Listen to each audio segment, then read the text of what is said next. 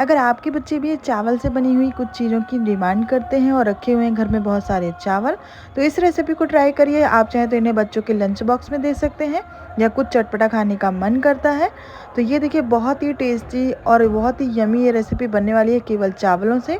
तो इसके लिए मैंने कढ़ाई पे डाल दिया है तेल। तेल जब हमारा अच्छे से गर्म हो जाएगा तब हम इसमें डाल देंगे लहसुन और मिर्च। लहसुन थोड़ी ज़्यादा करके डालिएगा, इससे बहुत ही बढ़िया सा फ्लेवर आएगा। और जब हमारी ये दोनों चीज़ अच्छे से भून जाएंगी तब ऐड कर देंगे यहाँ पर कटा हुआ प्याज। प्याज डालकर भी इसे अच्छे से भून लेना है, बहुत ज़्यादा कुकिंग प्रोसेस नहीं करना है अभी हमको यहाँ पर।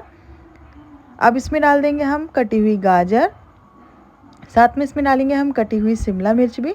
तो गाजर को भी बहुत ज़्यादा कुक नहीं करना है, हल्का सा टॉस करेंगे बस। क्रंचीनेस रह जाने से सब्जियों में बहुत ही बढ़िया सा टेस्ट आता है। अब हमने यहाँ पर शिमला मिर्च भी ऐड कर दी है। तो मैंने यहाँ पर सारी चीज़ें अपने चावल के हिसाब से रखी हुई हैं, आप अपने क्वांटिटी के हिसाब से रखिएगा। अब इन्हें भी अच्छे से भून लेना है। अगर आपके पास पत्ता गोभी वगैरह हो, बीन्स हो तो वो भी आप डाल सकते हैं, या फिर आपको जो सब्जियाँ इसमें डालनी हो। अच्छे से भूनने के बाद बहुत ज़्यादा कुक नहीं करना है। अब इसमें हम डालेंगे एक दो चीज़ें और। तो सबसे पहले अब हम इसमें डाल देंगे सोया सॉस, साथ में इसमें डाल देंगे विनेगर। तो मैं यहाँ पर एक एक छोटी चम्मच के लगभग ले रही हूँ। टोमेटो सॉस डाल देंगे 2 बड़े चम्मच के लगभग। इसके बाद इसमें डाल देंगे पास्ता मसाला, आप मैगी मसाला भी डाल सकते हैं, हमने यहाँ पर पास्ता मसाला का इस्तेमाल किया है। अब इसके बाद हम इसमें डाल देंगे नमक स्वाद के अनुसार और इन सारी चीज़ों को अच्छे से मिक्स कर देंगे। तो सारे सॉसेस अगर आप अभी ऐड कर देंगे ना तो बाद में आपको डालने में दिक्कत नहीं होगी और बहुत अच्छे से इसका जो भुनाई है वो भी हो जाएगी और टेस्ट भी बहुत अच्छा आता है। अब इसमें डाल देंगे हमारे रखे हुए चावल और इन्हें डालकर बहुत अच्छे से मिक्स कर देना है। तो इस तरह की रेसिपी हम रेस्टोरेंट में लेकर हमेशा खाते ही हैं, जिन्हें हम बहुत ही चाव से खाते हैं। घर में रखे हुए बेसिक सी चीज़ों से हम इन रेसिपीज़ को इतनी यमी और इतनी टेस्टी बना लेते हैं कि बाहर जाने की ज़रूरत भी नहीं पड़ती और हमारी रखी हुई चीज़ें भी बहुत अच्छे से इस्तेमाल हो जाती हैं। अब चावल को बहुत अच्छे से मिक्स कर देंगे तो बनकर तैयार हो जाएंगे हमारे बहुत ही यमी फ्राइड राइस। ये सारा प्रोसेस आप हाई फ्लेम पर करिएगा जिससे कि इसमें बढ़िया सा स्मोकीनेस आता है और बहुत ही अच्छे से ये तैयार होते हैं। जो भी चाइनीज़ क्विज़िन होती है वो हाई फ्लेम पर करी जाती है। तो ये देखिए बहुत ही बढ़िया, बहुत ही टेस्टी हमारे फ्राइड राइस बनकर हो गए हैं तैयार। कोई नहीं कहेगा कि इन्हें हमने रखी हुई राइस से बनाकर तैयार कर लिया है। देखने में टेम्पटिंग, खाने में टेस्टी और बनाने में बहुत ही आसान। तो अगर आप अपने बच्चों के लंच बॉक्स में दे रहे हों या फिर एज अ स्नैक्स बना रहे हैं तो आप बताइए आप कब इन्हें बनाने वाले हैं, और आप मेरे साथ फ़ोटो भी शेयर कर सकते हैं कम्युनिटी पोस्ट में। तो इस रेसिपी को ज़रूर ट्राई कीजिएगा और अगर आप भी इस तरह से जुगाड़ू रेसिपीज़ बनाते हैं तो कमेंट बॉक्स में बताना बिल्कुल मत भूलिएगा। मैं मिलती हूँ नेक्स्ट वीडियो में। Thank you, thanks for watching. आज मैं आपके लिए लेकर आई हूँ बहुत ही टेस्टी खस्ता करारी कचौड़ियों की रेसिपी, जो कि बहुत ही यमी और मार्केट से भी अच्छी बनने वाली है हमारे घर पर ही। ना ही कोई सोडा यूज़ करेंगे, ना ही कोई बेकिंग पाउडर। तो इसके लिए सबसे पहले हम इसका एक आटा लगा लेते हैं। तो यहाँ पर हमने लिया है मैदा, 500 ग्राम के लगभग है ये। सिंपल सा इसमें हमें नमक डाल देना है और अजवाइन। आप चाहे तो करारी या कलौंजी भी डाल सकते हैं। मैंने यहाँ पर 1 टेबलस्पून के लगभग लिया है अजवाइन। इससे इसका टेस्ट भी बहुत अच्छा आता है और ये फिर खाने में तो है ही हेल्दी। और इसके बाद हम इसको अच्छे से मिक्स कर देंगे। इसके बाद हम इसमें लगाने वाले हैं मोयन। तो हम यहाँ पर ऑयल का मोयन लगाने वाले हैं, अगर आप चाहे तो घी का या फिर डालडा का भी लगा सकते हैं। तो मैंने ऑयल का लगाया है। तो इतना मोयन लगाना है जितने में कि ये अच्छे से मुट्ठी में बंधने लगे। अगर ये मुट्ठी में बंध रहा है तो एकदम खस्ता करारी हमारी कचौड़ियाँ जो है वो बनकर तैयार होती हैं। तो ये देखिए है ना, एकदम लड्डू जैसे बंध रहा है। तो अब हमें क्या करना है कि थोड़ा थोड़ा करके पानी डालना है और इसका एक सॉफ्ट सा डो लगाना है। सॉफ्ट आटा लगाने से कचौड़ियाँ अच्छे से फिल हो जाती हैं, ज़्यादा बेलना नहीं पड़ता है और वो तलते समय खुलती भी नहीं है। तो अब ये देखिए आटा हमने एकदम सॉफ्ट साइड में लगाकर तैयार कर दिया है। इसको रख देंगे 10 मिनट के लिए रेस्ट होने के लिए, थोड़ा सा ऑयल लगाकर। जब तक में हम स्टफिंग वगैरह बनाएंगे तब तक में हमारी कचौड़ी का जो आटा है वो रेडी हो जाएगा। अब यहाँ पर हमने लिया है एक पैन और इसमें डाल देंगे 2 चम्मच तेल। तो हमने यहाँ पर एक घर की चम्मच से 4 से 5 चम्मच ले लिया है। अब यहाँ पर 1 चम्मच हम डाल देंगे यहाँ पर सौंफ, आधी छोटी चम्मच के बराबर हमने लिया है यहाँ पर जीरा और थोड़ा हींग डालकर इन्हें अच्छे से चटका लेंगे। राई वगैरह अगर आपको इसमें डालनी हो तो आप डाल सकते हैं।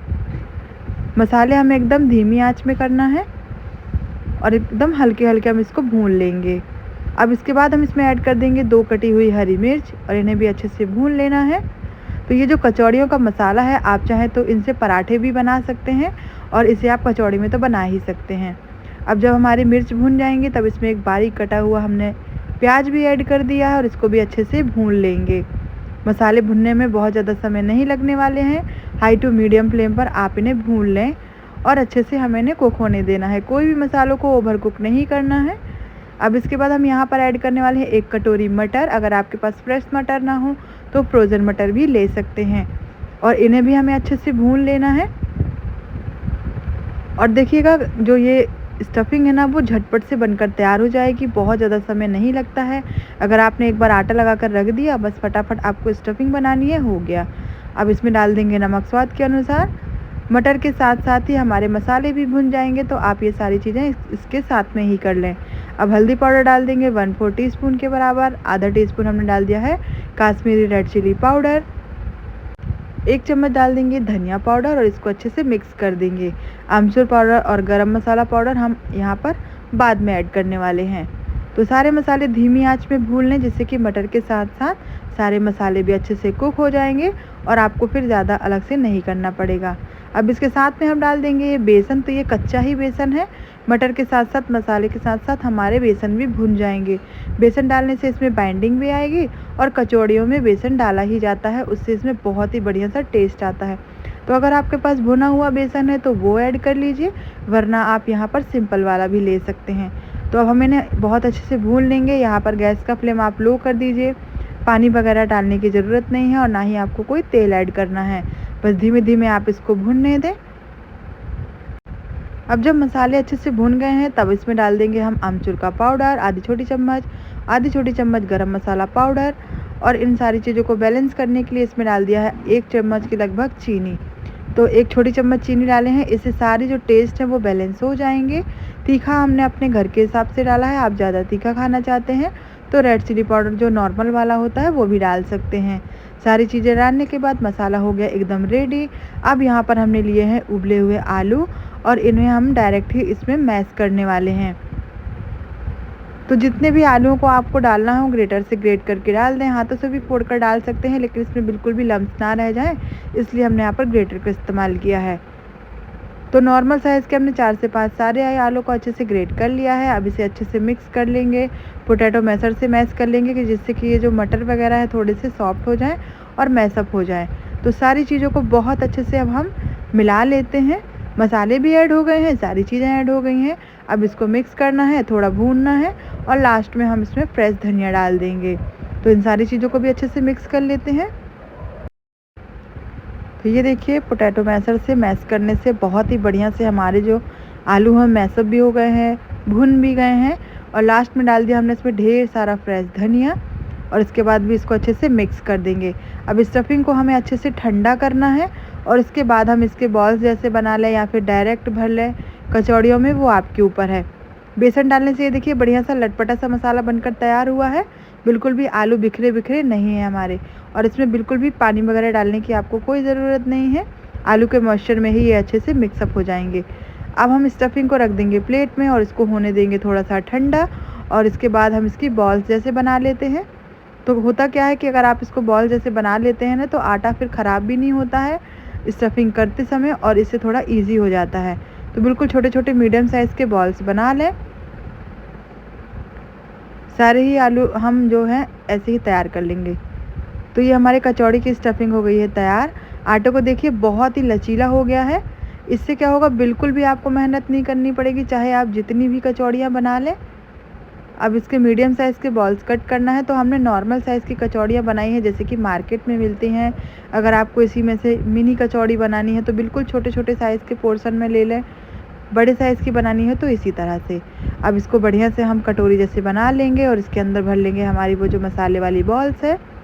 अगर आपको चीज़ी बनाना है तो आप इसमें चीज़ क्यूब भी डालकर बना सकते हैं, लेकिन हम यहाँ पर सिंपल वाली मटर आलू की कचौड़ी बनाने वाले हैं। ये देखिए बढ़िया से इसको जब फिल करेंगे तो बिल्कुल भी ना ही कोई क्रैक आएंगे, ना ही इसको हम स्टफिंग करने में ना हमें कोई पानी वगैरह लगाने की ज़रूरत पड़ेगी। तो सारा खेल आटे का है। आटा अच्छे से सॉफ्ट साइड में बनाइए। ये देखिए बढ़िया से हो गया ना, बिल्कुल भी आपको कोई मेहनत नहीं करनी पड़ी। अब गदेलियों से आप इसको हल्का सा प्रेस कर देंगे और एक बढ़िया सा हमारा जो है तैयार हो जाएगा कचौड़ी। ये देखिए इस तरीके से। तो बस हल्के हाथ से ही आपको करना है, बहुत ज़्यादा प्रेस वगैरह नहीं करना है। तो हमारी एक कचौड़ी बनकर हो गई है तैयार। इसी तरह से हम बाकी की ढेर सारी बनाकर तैयार कर लेंगे। ये देखिए है ना, फटाफट से सारी कचौड़ियाँ हमने देखिए बनाकर तैयार कर ली है। आप मुझे गिनकर बताइए कि ये कितनी है। अब इसको तलने के लिए हम क्या करेंगे कि बिल्कुल ठंडा तेल होना चाहिए, हल्का एकदम गर्म हो बस। और इसको डाल देंगे डायरेक्ट। ये देखिए एकदम बिल्कुल धीमे धीमे बबल्स आ रहे हैं ना, क्योंकि यहाँ पर मैदा है और कचौड़ियाँ हैं तो काफ़ी मोटी हो जाती हैं। अब इन्हें धीमे धीमे आँच में अच्छे से हमें अलटते पलटते हुए सेक लेना है, गोल्डन क्रिस्पी होने तक। जब ये अच्छे से फूल जाएँ, कुक हो जाएँ, तब चाहे तो आप लास्ट में गैस का फ्लेम तेज़ कर सकते हैं, लेकिन बीच में बिल्कुल भी तेज़ ना करें, नहीं तो अंदर से कच्ची रह जाएंगी, उतनी क्रिस्पी नहीं बनेंगी और फिर आप कहेंगे कि हमारी कचौड़ियाँ खस्ता नहीं बनती। तो इनके यही कारण है। अब ये देखिए धीरे धीरे ये फूलना शुरू हो गई ना, और आटे में हमने कोई सोडा वगैरह भी ऐड नहीं किया है। हलवाई हमेशा सोडा या बेकिंग पाउडर का इस्तेमाल करते हैं, हमने बिल्कुल नॉर्मल तरीके से बनाकर तैयार किया है। आपको मोयन में ध्यान रखना है कि मोयन जितना अच्छा होगा उतनी ही खस्ता हमारी कचौड़ियाँ जो है वो बनकर तैयार हो जाएंगी। तो त्यौहार हो या फिर कुछ खाने का मन करे चटपटा या मार्केट जैसा, तो आप इन कचौड़ियों को बनाकर तैयार कर लीजिए। पहले से भी स्टफिंग बनाकर रख सकते हैं, जब भी मन करे तो बना लें। ये देखिए है ना, अब जब लास्ट हो जाए, कचौड़ियाँ एकदम तैयार हो जाए, तो हमने इसमें डाल दिया है हरी मिर्च। कॉम्प्लीमेंट में बहुत अच्छी लगती है। और हमारी कचौड़ियाँ जो है वो तलकर हो गई हैं तैयार, एकदम गुब्बारे जैसे फूल गई हैं, बिल्कुल भी स्टफिंग बाहर नहीं आई है। अब इन्हें निकाल लेंगे बाहर, क्योंकि एकदम परफेक्ट हो गई हैं। अगर आपको और ज़्यादा डार्क साइड में पसंद है तो और ज़्यादा डार्क कर लें। इसी तरह से बाकी की और भी हम बनाकर तैयार कर लेंगे और इसके साथ में परोसेंगे टोमेटो सॉस और हरी चटनी। तो है ना, लाजवाब खस्ता करारी कचौड़ियाँ बनकर तैयार। कोई कहेगा कि इन्हें हमने घर पर बनाकर तैयार किया है। तो आप इस रेसिपी को कब ट्राई करने वाले हैं, और अगर आप इसे बनाने वाले हैं तो कमेंट बॉक्स पे ज़रूर बताइएगा और कम्युनिटी पे मेरे साथ फ़ोटो शेयर करना बिल्कुल ना भूलें। इसी तरह की आसान और टेस्टी रेसिपी आपको चैनल में डेली मिलेंगी, तो लाइक शेयर एंड सब्सक्राइब करना ना भूलें। Thank you, thanks for watching. मैं आपको गारंटी से बता रही हूँ कि आज के बाद आप लोग अपने घर पर रोटियाँ बचा कर रखने वाले हैं। जो बची हुई रोटियों से हम जब ये नाश्ता बनाएंगे ना, पूरा घर पेट भर के खाने वाला है। इतना मज़ेदार, इतना टेस्टी कि आप इसे बार बार बनाना पसंद करेंगे।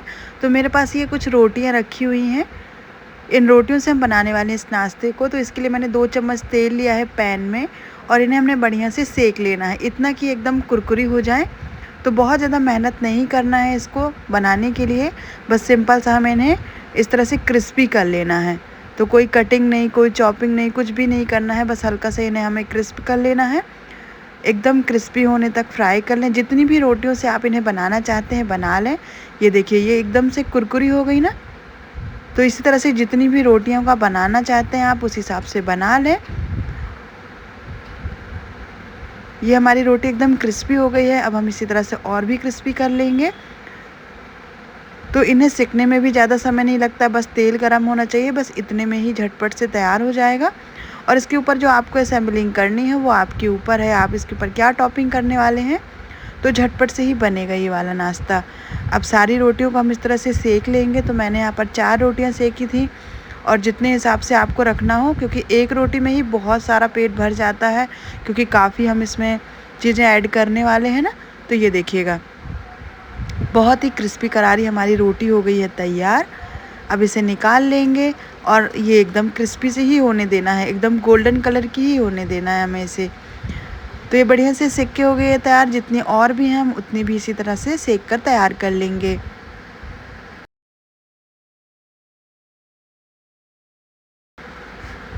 ये देखिए सारी रोटियां हमारी हो गई हैं तैयार। अब इन्हें निकाल लेंगे बाहर। अब यहाँ पर कॉम्प्लीमेंट के लिए हम आलूओं को, जो कच्चे आलू होते हैं ना, इस तरह से हमने स्लाइसेस में कट कर लिया है, और सेम ऑयल में ही हम इन्हें फ्राई कर लेंगे। तो ये ऑप्शनल है, अगर आपके पास उबले हुए आलू रखे हैं तो वो भी आप इस्तेमाल कर सकते हैं, और इस तरह से झटपट से आप फ्राई करके भी निकाल सकते हैं। तो ये खाने में बहुत ही मज़ेदार लगेंगे। आप चाहे तो इसमें स्प्राउटेड किए हुए चने, या फिर आपके पास कोई और कोई सोप चीज़ या मूंग दाल या कुछ भी है, तो वो भी आप ले सकते हैं। और आलू तो ऑप्शनल में है ही, तो एकदम क्रिस्पी होने तक इन्हें भी फ्राई कर लेंगे। तो इनको भी बनने में बिल्कुल भी समय नहीं लगता है। तो अगर आपको कुछ चटपटा खाने का मन करता है और आपको समझ में नहीं आ रहा और रखी हुई हैं रोटियां, तो बिल्कुल भी टेंशन लेने की ज़रूरत नहीं है। इस नाश्ते को आप बनाइए, हर बार बनाना आपको पसंद आएगा। अब आलू भी हमारे हो गए हैं तैयार, तो इन्हें निकाल लेंगे बाहर। अगर आपको अपने हिसाब से और कुछ भी मूँगफली वगैरह भी ऐड करनी हो तो आप सेम प्रोसेस से फ्राई कर लें। मैंने केवल यहाँ पर आलू का इस्तेमाल किया है। अब ये देखिए हमारी ये जो रोटियां हमने तैयार की थी कितनी क्रिस्पी लग रही है ना। ऐसे भी आप इन्हें नमक चाट मसाला डालकर खा सकते हैं, मगर हम इनका बनाने वाले हैं चाट। तो यहाँ पर मैंने ले ली है प्लेट और क्रिस्पी करारी हमारी रोटियों को हम इसमें तोड़कर डाल देंगे। है ना मज़ेदार, कोई नहीं कहेगा कि हमने केवल इसे रोटियों से बनाकर तैयार कर लिया है। तो जितनी भी रोटियों की आप प्लेटिंग करने वाले हो उस हिसाब से आप रोटियों को तोड़ लें। मैंने यहाँ पर एक बार में 2 रोटियों का इस्तेमाल किया है। आप मुझे बताइए कि आप इस तरह के नाश्ता कितनी प्लेट में खाना पसंद करेंगे। अब यहाँ पर मैंने दही में लिया है थोड़ा सा चीनी, हल्का सा नमक और इसे अच्छे से फेंट लिया है। अब फेंटा हुआ दही हम इसमें डाल देंगे। तो अगर आपको थोड़ा मीठा वाला दही पसंद है तो आप ऐसे करके डालिए, क्योंकि चाट वाले ऐसे ही इस्तेमाल करते हैं। अब इसके ऊपर थोड़ा सा हम हरी चटनी इस्तेमाल करेंगे, जिसमें हमने लहसुन, मिर्च, पुदीना, धनिया, थोड़ा सा हमने इसमें नमक और नींबू का रस डालकर इसे अच्छे से पीस लिया है। और बढ़िया से सारी चटनी हम इसके ऊपर असेंबल कर लेंगे। इसके ऊपर हम थोड़ी सी लाल वाली चटनी भी इस्तेमाल करेंगे, ये भी हमने घर पर ही बनाकर तैयार किया है। तो चटनी अगर आपके फ्रिज में पहले से ही अवेलेबल होती है तो इस तरह के नाश्ते जो हैं झटपट से बनाना आसान हो जाता है। अब ये जो हमने आलू फ्राई करके रखे हुए थे वो भी हम इसके ऊपर डाल देंगे। तो ये देखिए बिल्कुल झटपट से इतना यमी बनता है ना कि आपके मुँह में पानी तो आ ही गया है। तो आप किस बात की देरी कर रहे हैं, झटपट से रोटियों से नाश्ता बना लीजिएगा। और इसकी फ़ोटो आप मुझे अपनी कम्युनिटी पोस्ट पे शेयर कर सकते हैं। मेरा ये जो चैनल है ना, इस पे आप मुझे सेंड कर सकते हैं। तो ये देखिए सारे ही आलू हम इसमें लगा देंगे और इसके ऊपर हमने बारीक चॉप करके प्याज भी लगा दिए हैं। थोड़े से हम इसके ऊपर बारीक टमाटर भी लगा देंगे, ककड़ी लगा दीजिए। जितनी भी आपको जो भी चीज़ें ऐड करनी है यहाँ पर ऑप्शनल है। अगर आपको प्याज टमाटर ऐड नहीं करना है तब भी आप केवल आलू से भी बना सकते हैं। अभी इसके ऊपर थोड़ा सा हम डाल देंगे नमक स्वाद के अनुसार और थोड़ा सा हम इसमें डाल देंगे चाट मसाला। अब लाल मिर्च पाउडर और भी जो भी आपको इसमें एक्स्ट्रा अवेलेबल जहाँ पे जो चीज़ें होती हैं वो डालना चाहे तो डाल सकते हैं। मैंने केवल चाट मसाला का इस्तेमाल किया है। और इसके ऊपर थोड़ा सा फिर से एक बार दही, चटनी और ये जो हमने जो भी चटनियाँ इस्तेमाल की है ना वो इस्तेमाल कर लेंगे। है ना, झटपट से बनने वाला बहुत ही चटपटा टेस्टी नाश्ता। किसी ने सोचा भी नहीं होगा कि हमने केवल ये रोटियों से बनाया है। और रोटियां भी ख़त्म हो जाएंगी और आपको पता भी नहीं चलने वाला है। तो शाम की छोटी मोटी भूख लगी हो या आपके बच्चे कुछ नहीं खाते हैं तो आप इस तरह से उन्हें बना कर दे सकते हैं। तो ऊपर से हमने फिर से एक बार ग्रीन चटनी, लाल वाली चटनी और दही लगा दिया है और लास्ट में लगा देंगे बारीक वाले सेव। और ये देखिए बहुत ही टेस्टी यमी वाली हमारी रोटी की चाट बनकर हो गई है तैयार। रोटियों से बनने वाले बहुत ही टेस्टी नाश्ते हैं, झटपट से बनाने वाले, जिसके लिए ना ही कोई मेहनत करनी है ना ही ज़्यादा परेशान होना है। तो ये देखिए आप भी इसे अपने घर पर बनाइएगा। और इसी तरह की और भी रेसिपीज़ अगर आपको देखना है पसंद तो चैनल को लाइक, शेयर, सब्सक्राइब करना बिल्कुल मत भूलिएगा। फेसबुक पे देख रहे हैं तो फॉलो कर लीजिए। मैं मिलती हूँ नेक्स्ट वीडियो में। Thank you, thanks for watching. और क्रिस्पी करारी चाट आप भी इंजॉय कीजिए।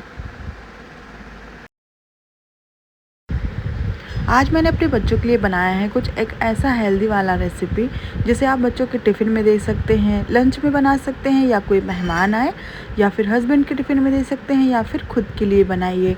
बहुत ही टेस्टी 1 पॉट मील है, बहुत ही टेस्टी, हेल्दी और इसमें सारी चीज़ें ऐड हैं। तो इसके लिए हमने लिया है यहाँ पर एक पैन, इसमें डाल देंगे तेल। तेल जब अच्छे से गर्म हो जाएगा तब इसमें डाल देंगे कुछ खड़े मसाले जो भी आपको पसंद हो और इसमें डाल देंगे काजू। तो ये सारी चीज़ें ऑप्शनल है, जो भी आप डालना चाहें वो डाल दें। और अगर आप इस तरीके से बनाते हैं तो ये बहुत ही टेस्टी बनने वाला है। अब इसमें डाल देंगे जीरा 1 छोटी चम्मच के बराबर और इसके बाद हम इसमें डालेंगे 1 हरी मिर्च। साथ में हमने यहाँ पर 2 छोटे छोटे प्याज को इस तरह से चॉप कर लिया है और इसे भी भून लेना है। किसी भी चीज़ को बहुत ज़्यादा ओवर कुक नहीं करना है हमको यहाँ पर। अब जब हमारी प्याज हल्की सुनहरी हो जाएगी तब हम इसमें ऐड करेंगे कुछ सब्जियाँ, तो जो कि बहुत ही बेसिकली हैं, जो कि फ्रोज़न वाली हैं। अगर आपके पास फ्रेश हो तो वो भी ले सकते हैं। तो मैंने यहाँ पर ये लिए हैं स्वीट कॉर्न, क्योंकि अभी ये मार्केट में बहुत आ रहे हैं, पर मैंने यहाँ पर फ्रोज़न वाले इस्तेमाल किए हैं। इसके साथ में मैं मटर भी ऐड कर दूँगी, तो ये भी फ्रोज़न वाले हैं। अगर आपके पास फ्रेश हो तो आप फ्रेश भी डाल सकते हैं। मैं यहाँ पर आलू वगैरह का इस्तेमाल नहीं कर रही हूँ। अगर आपको इसमें आलू, गोभी, बीन्स ये सब भी डालना हो तो आप डाल सकते हैं। मैंने यहाँ पर बहुत ही नॉर्मली तरीके से और बहुत ही टेस्टी वाला बनाया है। अब इसके बाद हम इसमें ऐड करेंगे सोया चंक, जिनको मैंने पानी में पहले ही भिगो कर रख दिया था, और अच्छे से हमने इसको मिक्स कर लेना है। तो कोई भी सब्जियों को बहुत ज़्यादा ओवर कुक नहीं करना है, बस अच्छे से मिक्स करना है, इतना ही। जब सारी चीज़ें अच्छे से मिक्सअप हो जाएंगी तब इसमें कुछ सूखे मसाले ऐड करेंगे। मसाले भी केवल हम यहाँ पर हल्दी, मिर्च पाउडर और ये जो होता है ना, वही इस्तेमाल करने वाले हैं। अब जब ये सारी चीज़ें अच्छे से भून जाएंगी तब हम इसमें ऐड करेंगे टमाटर। तो टमाटर भी ऑप्शनल है, अगर आपको पसंद नहीं है तो आप स्किप कर सकते हैं, और इसे भी अच्छे से भून लेना है। जब सारी चीज़ें अच्छे से एक बार स्टर हो जाएंगी, बढ़िया से मिक्स हो जाएंगी, तब इसमें थोड़े से मसाले ऐड करेंगे। और इस क्वांटिटी के हिसाब से मैंने चावल लिए हैं, जितने हमें खाने थे, या फिर हमारे फैमिली के हिसाब से।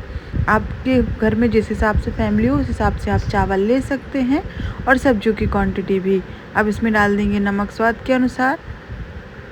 फिर हम इसमें डाल देंगे थोड़ी सी हल्दी पाउडर, साथ में इसमें डाल देंगे काश्मीरी रेड चिली पाउडर। आप इसमें गरम मसाला पाउडर या फिर बिरयानी वाला मसाला भी डाल सकते हैं, और इसको अच्छे से मिक्स कर देंगे। अगर आप थोड़ा सा और अलग टच में बनाना चाहते हैं तो आप इसमें पाव भाजी मसाला भी ऐड कर सकते हैं।